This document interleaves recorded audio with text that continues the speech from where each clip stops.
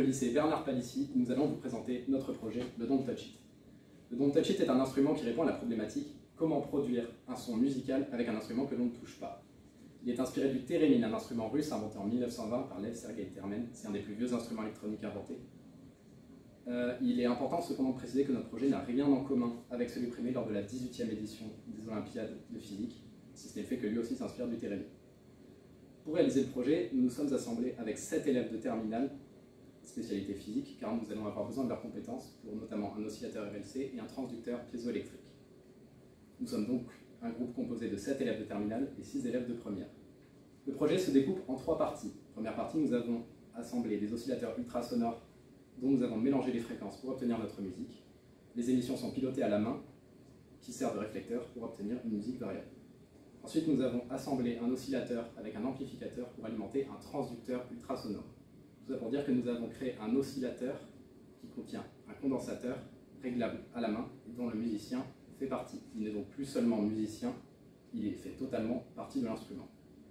Et pour finir, nous avons assemblé notre oscillateur avec le multiplieur et le transducteur ultrasonore pour obtenir une musique pilotable par la main. Et vous allez voir que notre projet comporte une spécificité qui le rend à tout point de vue unique. Donc notre projet est plutôt impressionnant, il y a de nombreux fils, de nombreux composants. On s'est bien évidemment demandé si on pouvait le simplifier. On a pensé à un Arduino et une photorésistance qui pilotent un buzzer. On a aussi pensé à une webcam et un programme Python basé sur la bibliothèque CV2, et en fonction de où on place nos mains devant la webcam, ça change la musique. Mais ce n'est pas du tout de la physique appliquée et ça ne répond donc pas aux exigences du programme. Et même si 6 d'entre nous, et j'en fais partie, sont encore en première, on avait très envie d'expérimenter le niveau terminal de physique avec nos montages. Nous allons voir dans cette première partie comment produire du son avec des ultrasons. Nous cherchons à créer un montage qui va permettre de produire du son qui va de fréquence et d'amplitude réglables, sachant que ces réglages doivent se faire à la main, par la main de l'utilisateur, sans contact avec le montage. Une main va servir à régler le volume et l'autre servira à régler la fréquence. Nous avons vu l'utilisation des émetteurs et des récepteurs à ultrasons afin de représenter l'effet Doppler. Nous l'avons également vu pour le cas du légographie ou du sonar. Donc nous avons d'abord décidé de reproduire le montage du sonar pour représenter l'intensité du signal reçu par le récepteur. Nous choisissons une fréquence de travail qui va être proche de 40 kHz et non de 150 kHz comme le préthérémine, car ce sont celles fournies par les ultrasons du lycée. Nous allons voir le réglage de l'intensité d'un signal ultrasonore à la main sans contact. Nous reproduisons du coup le montage du sonar avec l'écran réflecteur que nous allons ensuite remplacer par la main, sachant que l'émetteur et le récepteur vont être placés côte à côte. Nous obtenons un signal dont l'amplitude dépend de la distance entre l'émetteur et l'écran réflecteur, ou la main. Voici donc les mesures que nous avons obtenues. Et donc nous voyons que la tension maximale va dépendre de la distance que nous avons. Par exemple, si nous avons une distance de 30 cm, nous avons une tension maximale qui va être de 0,6 volts. Nous avons utilisé la tension maximale qui nous a été donnée par l'outil mesure automatique de la TISPRO. À partir de ces données-là, nous avons pu tracer la courbe de l'atténuation. Sur cette courbe, on voit que plus la distance augmente, plus la tension maximale diminue. De plus, sur Iduscol, la banque des ECE, nous trouvons un sujet sur l'atténuation des ondes. Il nous indique que la pression acoustique dépend de la variation de la pression en présence d'une onde acoustique. Son amplitude P en un point M du milieu de propagation va être liée à l'intensité sonore, I, en ce point par la relation P qui va être égale à K1 fois la racine carrée de I, avec K1 qui va être une constante qui va être liée au milieu de propagation. Le récepteur d'onde ultrasonore à capteur piézoélectrique délivre une tension d'amplitude U qui va être proportionnelle à la pression acoustique P en un point M du milieu de propagation. Ça se traduit par la formule U égale K2 fois P, avec K2 qui va être une constante liée au capteur. La tension que nous mesurons donc est donc proportionnelle à la racine carrée de l'intensité sonore. Une amplitude U de la tension max délivrée par le récepteur d'ultrasons au carré est donc proportionnelle à l'intensité sonore. Nous avons donc I qui va être égale à la puissance sur la surface, avec la surface qui va être égale à 4 pi r au carré, et P la puissance qui va être en watts. Et donc I qui est proportionnelle à l'inverse du carré de la distance. Nous calculons donc le carré de la tension mesurée, puis l'inverse de la distance au carré. Nous obtenons donc la courbe suivante. Donc pour notre montage, l'intensité sonore est proportionnelle à l'inverse du carré de la distance. pour des distances qui vont être comprises entre 0 et 60 cm. Pour conclure, nous avons réussi à piloter l'intensité du signal à la main, ultrasonore à la main, sans contact. Cette intensité est prévisible grâce au modèle ci-dessous. Après avoir atteint ce premier objectif, nous voulons produire un son d'intensité pilotable à la main. Nous allons donc voir le multiplieur. Donc pour pouvoir produire un son audible, on a amélioré le montage précédent. Donc on a créé un montage qui est composé de deux émetteurs ultrasons. L'ultrason qui va être capté par deux récepteurs. Les signaux vont être renvoyés au multiplieur et le multiplieur qui est relié au haut-parleur, et on va arriver à produire un son audible. Ensuite, on va placer un couple émetteur-récepteur l'un à côté de l'autre, et on va placer un écran en face, donc soit la main, soit une feuille de papier. Et en bougeant la main, on va voir qu'on arrive à modifier l'amplitude et parfois la fréquence. Donc quand ça va être un mouvement lent de la main, on va pouvoir moduler l'amplitude, et quand ça va être un mouvement rapide, on va pouvoir moduler l'amplitude et la fréquence. Mais la fréquence, ça va être seulement due au mouvement et pas par rapport à la distance entre le couple et l'écran.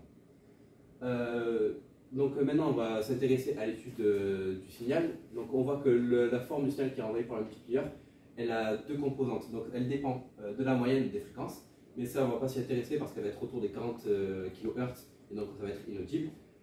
Et elle est aussi composée de la différence des fréquences, donc le battement des fréquences, et c'est ça qu'on va entendre. Donc maintenant qu'on sait ça, on va s'intéresser à l'atténuation du signal et la variation maximale obtenable avec la main. Résultat obtenu en éloignant la main du couple émetteur-récepteur. La distance D est la distance parcourue par l'onde, soit 90 cm x 180 cm. Le signal est ensuite transmis sur l'Actis Pro, mais aussi sur l'amplificateur qui est branché à un sortie-multiplieur. La décroissance de la tension U en fonction de 10 cm est irrégulière. Nous pensons que cela est dû aux nombreuses réflexions parasites ou alors à l'expérimentateur. En traçant U carré en fonction de 1 sur D carré, nous espérions obtenir un résultat linéaire, ce qui ici n'est pas vraiment le cas. En conclusion, nous obtenons un résultat proche de l'expérience du sonar. L'intensité sonore augmente en fonction de 1 sur D carré. Le fait de ne pas obtenir une simple relation de proportionnalité n'est pas un problème, puisque le son sera réglé à l'oreille et non par des calculs. Nous avons enregistré avec nos téléphones le son de notre montage en bougeant les mains sur le chemin des ondes ultrasonores.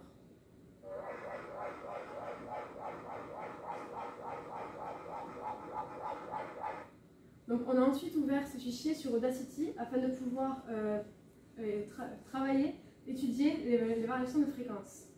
Donc nous ne pouvons pas utiliser le tracé de spectre car il ne fonctionne que pour des fréquences constantes. Or, sachant que notre main oscille devant le montage, notre fréquence change à chaque instant. Donc, nous avons donc choisi de la représenter sous la forme de l'évolution des fréquences en fonction du temps. Donc, en choisissant la représentation sous forme de spectrogramme, nous voyons les fréquences varier entre 50 Hz et 1000 Hz quand nous bougeons la main devant le système récepteur-émetteur. Lorsque la main est immobile, la fréquence est de 490 Hz. Donc, dans la situation présente, l'expression du décalage Doppler, l'expression du décalage en fréquence, delta F, est due à l'effet Doppler et est donnée par la formule delta F égale 2 fois V, qui est la vitesse de la source, divisée par la vitesse du son, donc qui est ici de 340 mètres par seconde, fois la fréquence émise, qui est ici de 40 kHz, car même si le son est audible, nous utilisons ici des ondes ultrasonores. Donc nous obtenons ici un décalage de fréquence qui est égal à 450 Hz, ce qui correspond à une vitesse maximale de la main de 1,9 mètres par seconde. Nous pouvons donc faire varier la fréquence du signal par effet Doppler, mais cela ne nous permet que de rajouter des effets au son. On ne peut pas en effet, par cette méthode, faire durer une note, car celle-ci dépend de la vitesse d'éloignement ou de rapprochement de la main, qui varie à chaque instant. Nous allons réaliser notre propre oscillateur RLC. En effet, dans nos émetteurs, il y a déjà un oscillateur. Le but est donc de remplacer l'oscillateur de l'émetteur pour faire varier sa fréquence. Avec un oscillateur RLC, on sait qu'on peut créer une tension sinusoïdale de période t égale 2π racine carrée de LC. Nous voulons une fréquence proche de 40 000 Hz pour notre montage. En utilisant les bobines du lycée de 1 mH, on peut obtenir un condensateur égal à t au carré multiplié par 1 sur 4π au carré fois L, soit 0,6 mF. Nous choisissons un condensateur, comme dans le thérémine, qui sera variable avec la position de la main. Il faudra connecter une antenne au condensateur secondaire. On aura alors deux condensateurs dont les capacités s'ajoutent puisqu'ils sont placés en parallèle. La capacité équivalente sera égale à C égale C1 plus C2. Malheureusement, les oscillateurs électriques ne sont pas au programme de première ou de terminale spécialité. Nous allons donc d'abord tester un montage trouvé dans un des mémoires des Olympiades. Il utilise une résistance négative obtenue grâce à un amplificateur opérationnel. Grâce à la formule précédente, on décide de ne pas prendre 0,6 mF pour le condensateur, puisque quand on a testé avec notre montage, cela n'a pas fonctionné. On choisit donc pour le condensateur 2 nanofarad. Et pour l'induction, 1 mH. Mais aussi, on choisit une résistance de 2200 ohms au hasard, puisqu'elle ne se retrouve pas dans la formule de la période. Le montage fonctionne et oscille à une fréquence de 45,616 kHz. Voici les différentes mesures pour les valeurs de C et de R. On observe que lorsqu'on change la résistance, la fréquence change aussi. Plus on augmente la résistance, plus la fréquence devient faible. Par exemple, quand la résistance est de 100 ohms, il n'y a plus d'oscillation, et quand la résistance est de 169 ohms, on observe un signal sinusoïdal. Ici, la résistance a donc un rôle important alors qu'elle était inexistante dans la formule de la période. On remarque aussi, grâce à nos différentes expériences, que cette formule ne sert absolument à rien dans notre montage. Nous rajoutons maintenant une antenne sur le condensateur. Voici nos différents résultats. Rien qu'à la présence de l'antenne, on observe une baisse de 120 Hz. Quand l'antenne est tenue dans la main, on a une baisse de 1150 Hz, et quand un doigt est proche de l'antenne, on a une baisse de 144 Hz. Notre dispositif n'est pas encore comparable à celui qui pilote le thérémine, puisqu'il ne se passe absolument rien quand le doigt est à plus de quelques millimètres de l'antenne. On essaye par la suite de piloter l'émission des ultrasons grâce à notre oscillateur. On alimente l'émetteur d'ultrasons avec notre oscillateur que nous venons de construire et on essaye de faire varier sa fréquence avec l'antenne. Nous associons donc l'oscillateur à un transducteur piézoélectrique ultrasonore. Avec un récepteur à ultrasons, nous observons son signal. Le signal est trop faible. La tension ne dépasse pas 100 mV. On aurait voulu une tension de 6 volts, voire 7 volts, mais ce n'est pas le cas. C'est trop insuffisant pour créer notre instrument de musique. Il faut donc rajouter un système électronique qui donnerait une tension plus forte pour notre transducteur piézoélectrique. Donc pour pouvoir obtenir un signal plus puissant, on a utilisé un montage suiveur insensible de l'oscillateur, donc on a utilisé un montage qu'on a trouvé sur internet. Et on a aussi utilisé un récepteur pour pouvoir mesurer la tension du récepteur. On mesure la tension et le problème c'est qu'elle ne dépasse pas 200 mV. Alors que quand on a un oscillateur qui alimente un émetteur gelin, on a une tension qui est autour de 1,5 volts, donc c'est insuffisant. Donc on teste un deuxième montage, un montage amplificateur, dont la tension de sortie va dépendre de la tension d'entrée et va être supérieure à la tension d'entrée. Et là pareil, ça ne dépasse pas les 200 mV, ça marche encore pas. Donc étant donné qu'on avait utilisé un vieil émetteur du lycée, on se dit peut-être qu'il y a un dysfonctionnement, donc on va le changer. On utilise un récepteur gelin comme émetteur, et là, on a une tension de 6,5 volts, ça marche. Même avec le montage amplificateur, on n'aurait pas besoin de l'avoir pour pouvoir avoir un signal qui est exploitable. Donc ensuite, on veut améliorer le pilotage des fréquences par rapport à l'oscillateur et tester le montage global. Donc, on choisit comme première armature une plaque de cuivre et comme deuxième armature notre main. Et quand on fait bouger la main par rapport à la plaque de cuivre, on voit qu'on peut faire varier la fréquence de quelques centaines de hertz. Ensuite, on teste le montage global et pareil, ça marche.